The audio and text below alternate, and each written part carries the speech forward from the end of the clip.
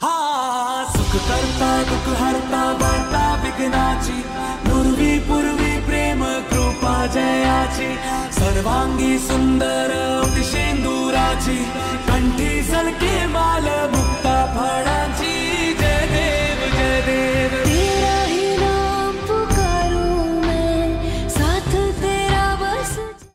నమస్తే అండి.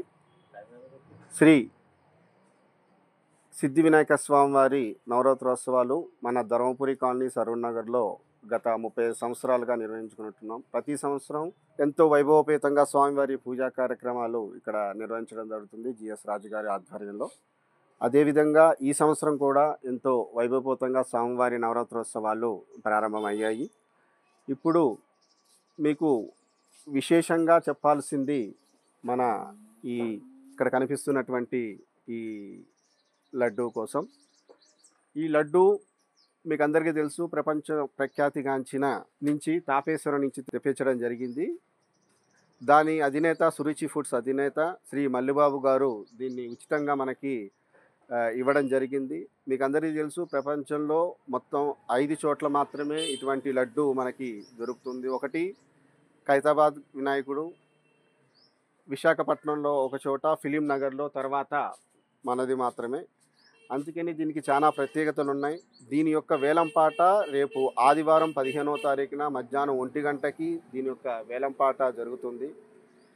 దీన్ని ఎంతో ప్రత్యేకంగా సపరేట్గా భక్తి శ్రద్ధలతో దీన్ని అక్కడ తాపేశ్వరంలో చేయడం జరుగుతుంది. తర్వాత ఇది ఖైరతాబాద్ వినాయకుడి వరకు వచ్చి అక్కడి నుంచి మన ధర్మపురి కాలనీకి పంపించడం జరిగింది. శ్రీ మల్లిబాబు గారికి మేము కృతజ్ఞతలు చెప్పుకుంటున్నాం, మనకి ఇది ఉచితంగా ఇచ్చినందుకు. ఇది మొత్తం 30 కేజీలు, ఖైరతాబాద్ గణేష్ది 35 కేజీలు, మనది 30 కేజీల లడ్డు.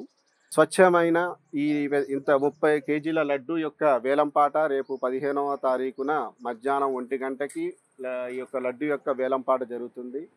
ఈ లడ్డు యొక్క వేలంపాటలో అధిక సంఖ్యలో పాల్గొని అధిక మొత్తంలో ఈ యొక్క లడ్డూని పాడుకోవాల్సిందిగా మేము ప్రజలందరినీ కోరుకుంటున్నాం. అదేవిధంగా ఈ యొక్క లడ్డూని భక్తులు అందరికీ, కాలనీలోని భక్తులందరికీ ఇంటింటికి కూడా సగం లడ్డూని ఇంటింటికి స్వామివారి ప్రసాదంగా అందరికీ పంచడం జరుగుతుంది.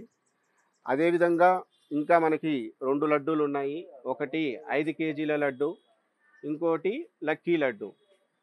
ఈ లక్కీ లడ్డూని మీరు 51 రూపాయలు పెట్టి లక్కీ డిప్లో పాల్గొనాల్సి వస్తుంది. ఆ లక్కీ డిప్లో పాల్గొన్న వారికి ఒక లక్కీ డిప్ ద్వారా తీయడం జరుగుతుంది, వాళ్ళకి ఇవ్వడం జరుగుతుంది.